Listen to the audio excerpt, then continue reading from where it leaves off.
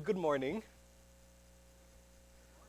You have to excuse one of the great things about wearing masks is that it basically acts as a curler for my beard, so it ends up like flipping up weirdly.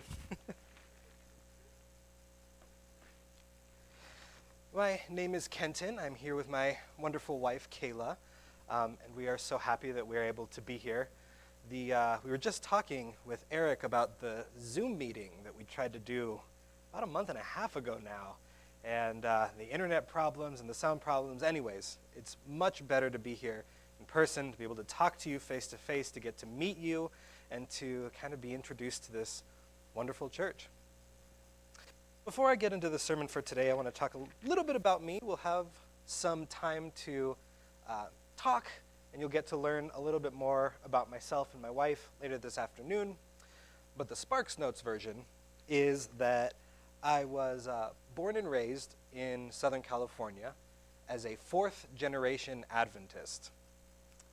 After I finished high school, I moved up here to the beautiful Pacific Northwest, where I got my bachelor's degree in theology from Walla Walla University.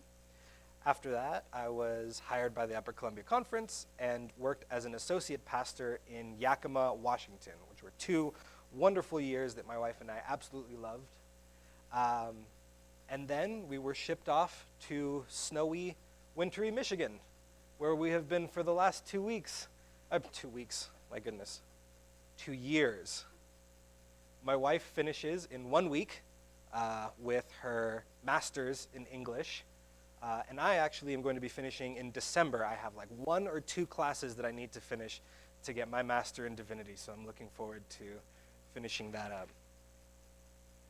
But we are happy to be here back in the beautiful and the fresh air of the Pacific Northwest. I like to tell the joke that the highest you get in Michigan is a freeway overpass. So it's nice to be able to see mountains and trees and the beauty of this area. And we look forward to exploring the area, to getting to know all of you. So our story today comes from Genesis chapter 32. And we're going to be starting in verse 22 and ending in verse 30.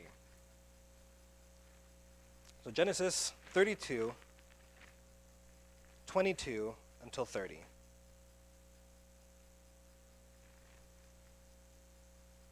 And Jacob arose that night and took his 2 wives, his 2 female servants, and his 11 sons, and crossed over the ford of Jabbok. He took them, set them over the brook, and sent over what he had. Then Jacob was left alone, and a man wrestled with him until the breaking of day. Now when he saw that he did not prevail against him, he touched the socket of Jacob's hip, and the socket of his hip was out of joint as he wrestled with him. And he said, "Let me go, for the day breaks." But Jacob said, "I will not let you go until you bless me." So he said to him, "What is your name?" And he said, "Jacob." And he said, "Your name shall no longer be called Jacob, but Israel, for you have struggled with God and with men, and have prevailed." And Jacob asked, saying, "Tell me your name, I pray." And he said, "Why is it that you ask about my name?" And he blessed him there. So Jacob called the name of the place Peniel, for I have seen God face to face, and my life is preserved. This is a story I'm sure that we're all familiar with. Jacob is alone in the middle of the night, when suddenly he and a strange man start wrestling. But as they're wrestling and fighting, Jacob starts to lose. And as he realizes who he's fighting with, he asks for a blessing. And the angel messenger replies to this request for a blessing with a question. What is your name? Have you ever thought about that? Have you ever stopped and wondered, why this question? Why would the Lord of hosts, this angelic messenger, this holy being, ask for Jacob's name? Why would the Lord of heaven stoop down from above to a poor, scared lonely man in order to ask him his name? You see, I think this question is the reason that God came to Jacob at all. I think Jacob's name is why the wrestling happened in the first place. But to see this, we need to go back to the beginning. And I mean all the way back to the beginning of Jacob's story. We need to know why Jacob was named what he was. So turn with me to Genesis chapter 25, verses 19 through 26. In Genesis, hang on, let me make sure I have the right. Yes, in Genesis 25, we read that after years of being barren, God grants Rebekah children. Twins, to be exact. The future Esau and Jacob. But when they're born, something incredibly interesting happens. Look at what it says in 25, verses 25 and 26. Now, the first child came out red. He was like a hairy garment all over, so they called his name Esau. Afterwards, his brother came out, and his hand took hold of Esau's heel, so his name was called Jacob, and Isaac was 60 years old when she bore them. The word in the original Hebrew for heel is akev. And so what do they name this child who comes out holding the heel of his brother? Yaakov. Jacob, the heel. Even, it's a pun. So from the moment he's been born, Jacob is branded by his name. The second born, the heel, the inferior one. You see, there's a funny thing about expectation. In a groundbreaking 1964 study, psychologist Robert Rosenthal administered a basic IQ test to an elementary class. After compiling all the data from this test, the researcher informed the teacher that 20 students in her class were incredibly gifted. They were geniuses, and within the year would blossom academically. Except that wasn't quite true. He had picked 20 kids at random, regardless of their scores, and those 20 names were what he had given to the teacher.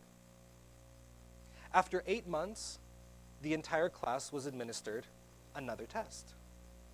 And those 20 randomly chosen students, they actually legitimately scored higher this time. The teacher's expectations that they were young geniuses had actually affected the way that they were able to learn. See, when it comes to expectations, we tend to conform to them. We're told something our whole lives, and eventually we start to believe it. We start to live the way that people think we should. And the same thing is true for Jacob, the second born, the heel. He's second born, he's second name, and on top of that, he would receive the second blessing when his dad died. Esau was the favorite. Now, sure, Jacob may have been his mother's favorite, but Esau was the manly man. He was the outdoorsman, the hunter, and he was his dad's favorite. You can almost imagine Jacob getting into trouble and Isaac giving him a look like, why can't you be more like your older brother? And Jacob internalizes this. He hates his identity, and so he goes searching for a new one. And here stands Esau with a birthright, with a blessing reserved for the firstborn. Genesis 25, 29 through 34 tells us what happens.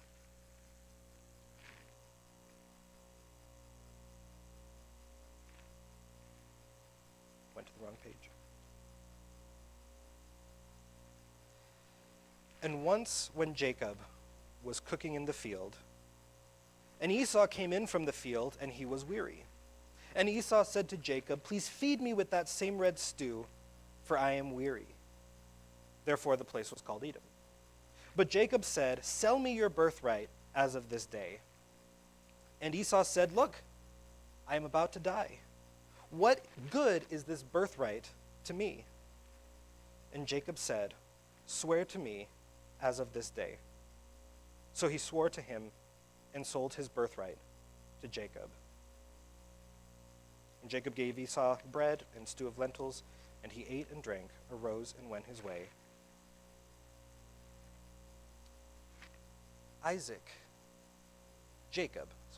Wrong name.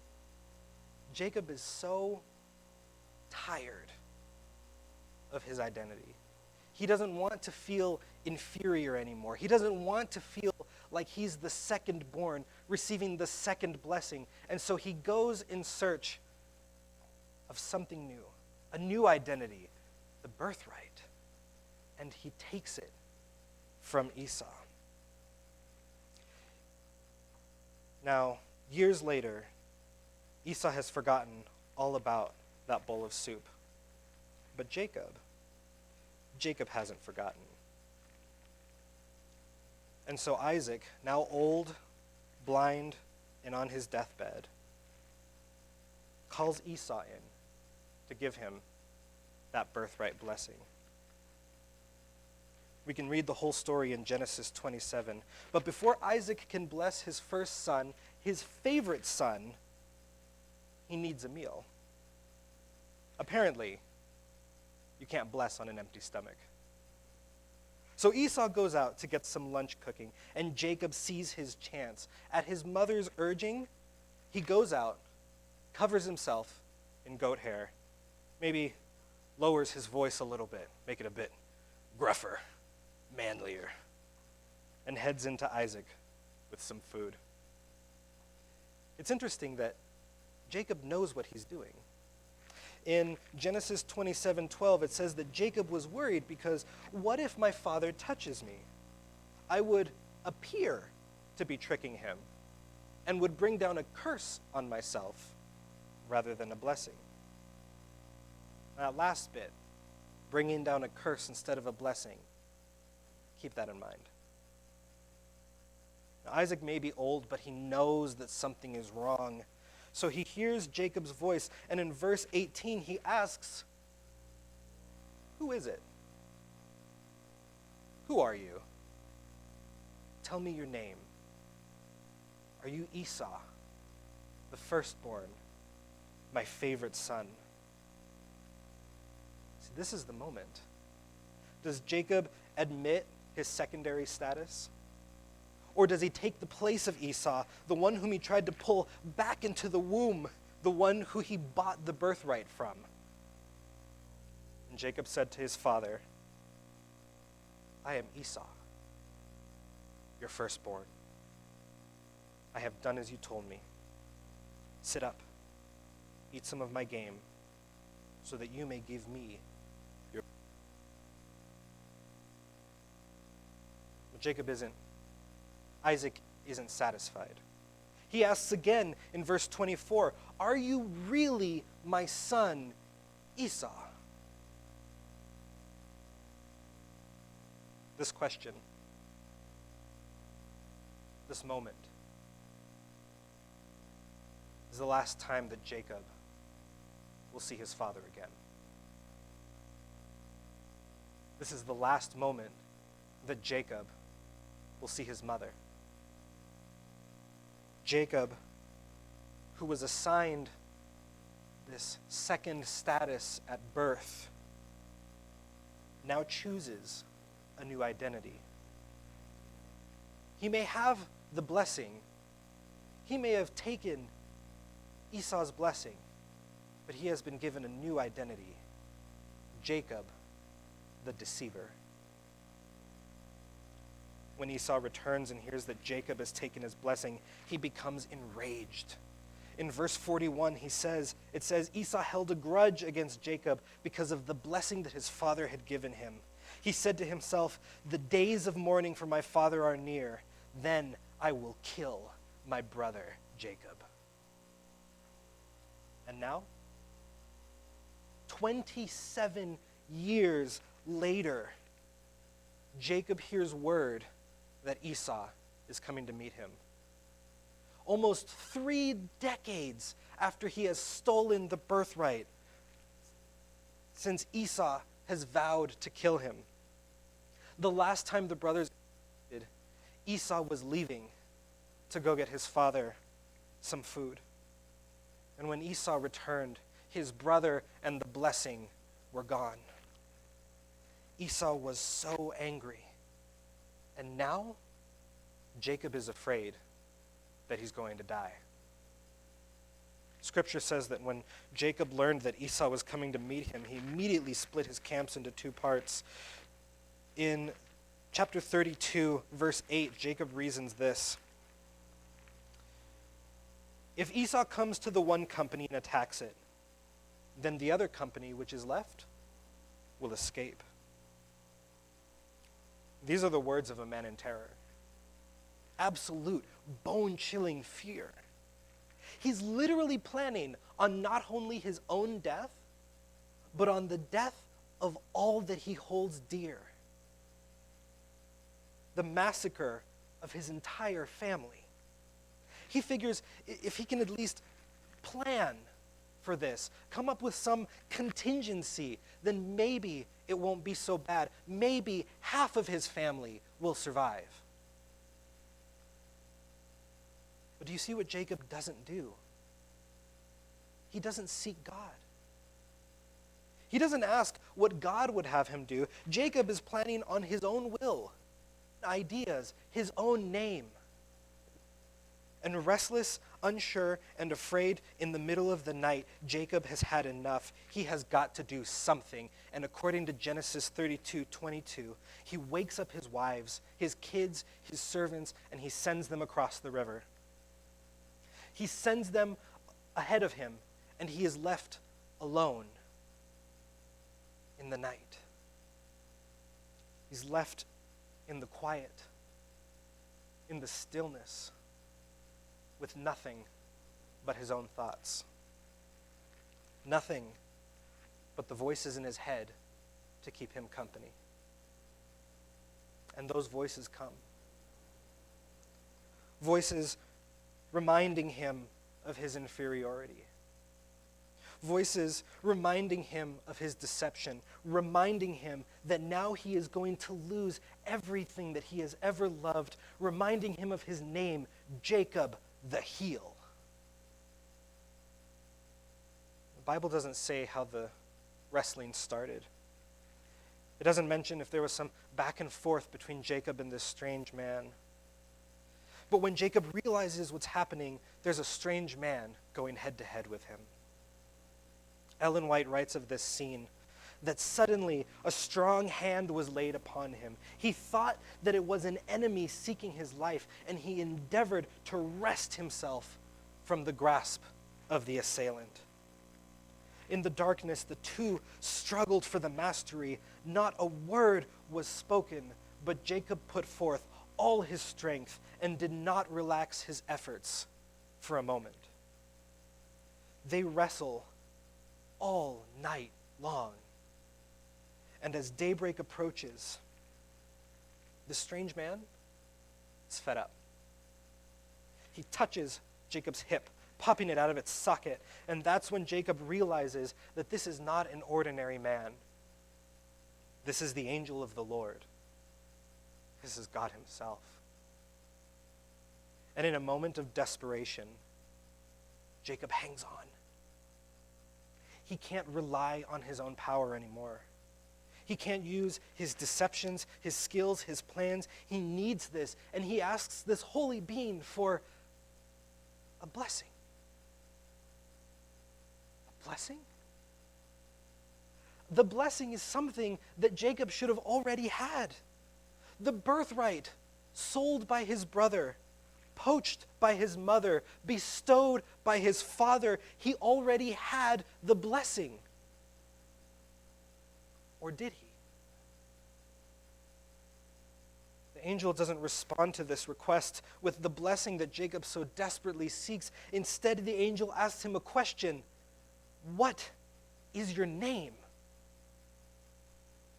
This is a test. This is a moment of truth.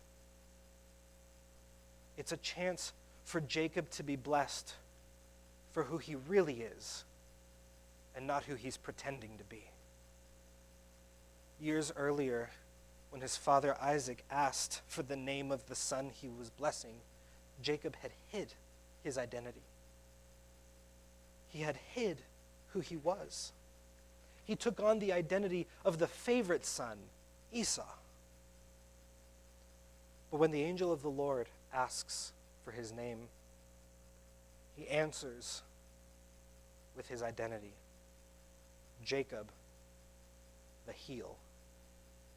Jacob, the deceiver. And it is only then, once Jacob has come to terms with his identity, that the blessing is given. Verse 28 says, the angel said, your name will no longer be called Jacob, but Israel, for you have struggled with God and with men and have prevailed. No longer is Jacob the second-born. No longer is Jacob the deceiver. Now he is Israel, the prince. He is Israel, the victor. Victory is what God wants to call him. Can you imagine the joy and the relief that he felt? For years, he's been ashamed of his identity. He's felt inferior. He's heard people tell him that he's not good enough. He has been compared to others greater than him. But for once in his life, he is seen for what he really is. For once in his life, he is seen not as for who someone wished he could be, not for who he ought to be, not for who he couldn't be, but for who he really was. For the first time in his life, someone sees him after a life spent trying to be someone else. Ellen White writes of this in Patriarchs and Prophets. She says that Jacob had received the blessing for which his soul longed. His sin as a supplanter and as a deceiver had been pardoned. The crisis in his life was past. Doubt, perplexity, and remorse had embittered his existence, but now all was changed. And sweet was the peace of reconciliation with God. Jacob, the inferior, Jacob, the deceiver, Jacob, the heel, was no more. Now stands Israel, the victor, who through the grace of God was forgiven and given a new name. You see, all of us carry an identity with us. We all have a name. The biggest one for every person on this earth is sinner. And I can speak from my own experience that I don't like that identity. I don't like that name. We know that Jesus has forgiven us, because that's the whole purpose of the cross, right? That's the whole message of the gospel, but that's also the struggle, because we don't feel that sometimes. See, the devil has a very particular way of making us doubt our identities. It might be through society. It might be through what we read and see on the television. It might even be through well-meaning friends and family. And in the dead of night, when we're alone with our thoughts, the voices come, telling us that we aren't good enough, that we're not smart enough, that we aren't talented enough. But in that moment, follow Jacob's example. Grab hold of the one who made you, the Creator God. Grasp those nail-pierced hands. Hang on to that blood-stained face, because you have been given a new name: redeemed, saved, sanctified. No longer are we sinners. No longer are we deceivers or tricksters. Now we are princes and princesses. We are a royal priesthood. We are saved by the blood of the Lamb. And before you start thinking that I'm talking in general terms, God has a name for you. In Revelation 2:17, this amazing promise from Christ himself says that to him who overcomes, I will give them a white stone and a new name written on the stone, which no one knows but they who receive it. The prophet Isaiah, speaking of this day, writes that to them I will give in my house and within my walls a memorial, and a name better than sons and daughters. I will give them an everlasting name, which will never be cut off. Do you want that Jacobite experience? Do you want the heavenly name changed from sinner to victor? Or perhaps you already have, but you don't feel it. Or you have trouble believing that God could love even a sinner like you. We're going to have a closing song, Marvelous Grace. And as we finish the song and as we enter into the closing prayer, I invite you, if you are struggling with this name, if the devil has whispered into your ear that you are not good enough, that you are inferior, that you are a heel, grasp onto the promise of Christ. And I promise that he will bless you with a new name, redeemed.